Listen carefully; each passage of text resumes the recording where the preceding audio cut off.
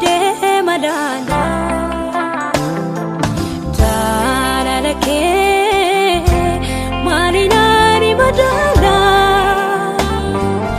ararake na fide madana baye baye na jalata gofta baye baye na jalata gofta arka kerana gyani furmato baye baye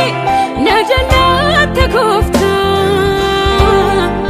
baye baye na jalata gofta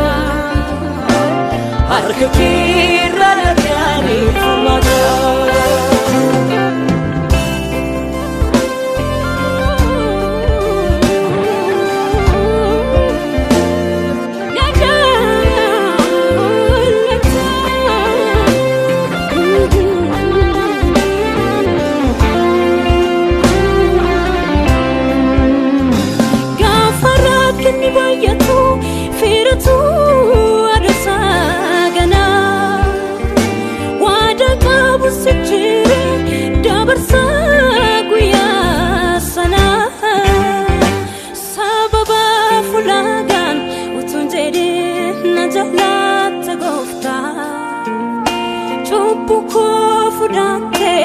olbate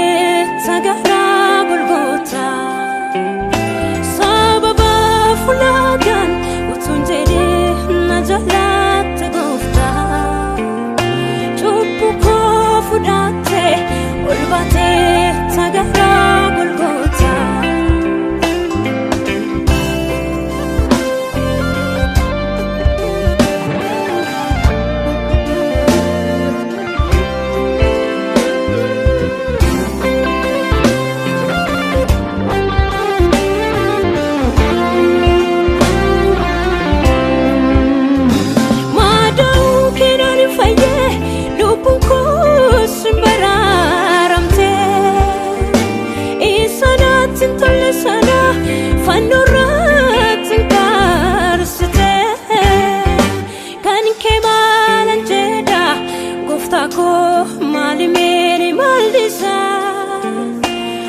Fatu Jesus ko yeronda ansukane wedisa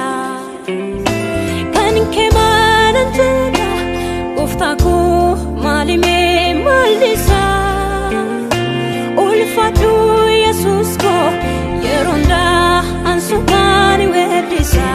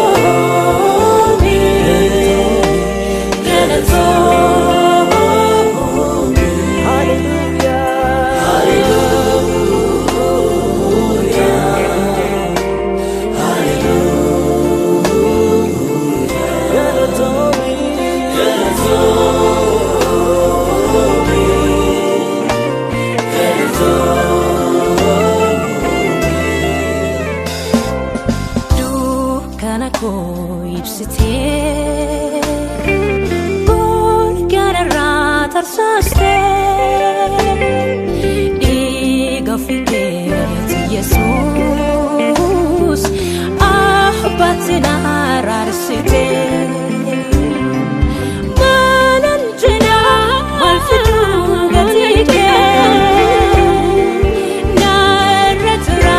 benyonareke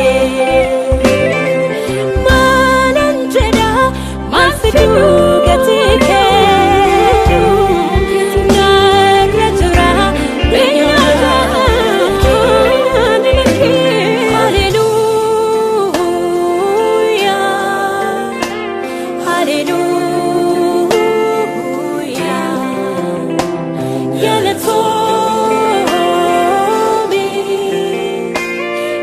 to